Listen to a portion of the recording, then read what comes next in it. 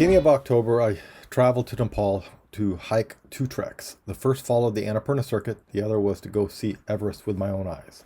I should explain these two treks. The Annapurna Circuit was opened up to foreigners in 1977. The classic route from Basahir to Nepal is about 135 miles and circles around the Annapurna Range.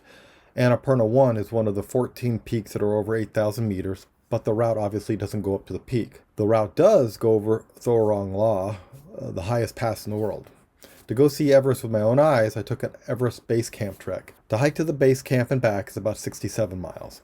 To hike those treks, I had to get to Nepal first. Day one of travel started at the local BART station where Julie dropped me off. BART took me to SFO for my 10 p.m. flight to India. The first difficult obstacle of the two treks was enduring the 14-hour flight to New Delhi. I was stuck in the middle seat of a middle row. I would be well into my first trek before I'd be equally challenged again. Before deplaning, I saw on the seat back display the points of the Golden Triangle.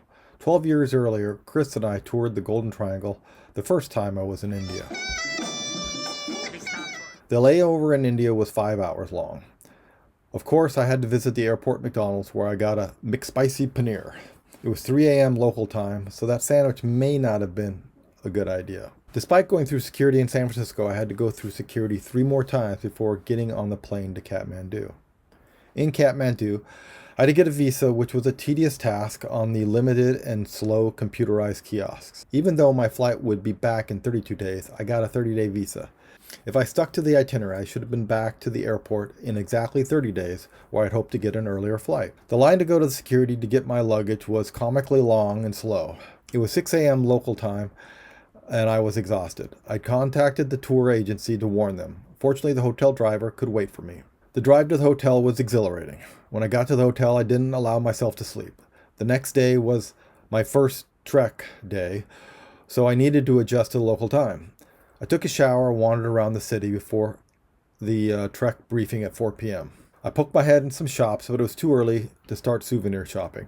The highlight of my first day exploring Nepal was finding a geocache on top of the Czech bar, which was near the hotel. At the Annapurna Circuit briefing, I met my fellow trekkers, Jose and Luis. They are father and son from Ecuador originally, although Jose flew in from Cuba and Luis came from China.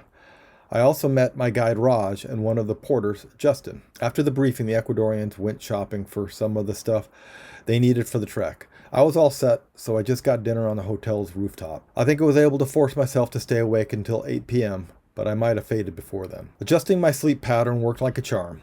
I was up bright and early, ready to get some complimentary breakfast in the hotel lobby. A lot of the breakfast items were westernized, but I was happy to see sambar. When I visited India during the last decade, I had sambar nearly every morning. After breakfast, we just had to wait for the van to arrive.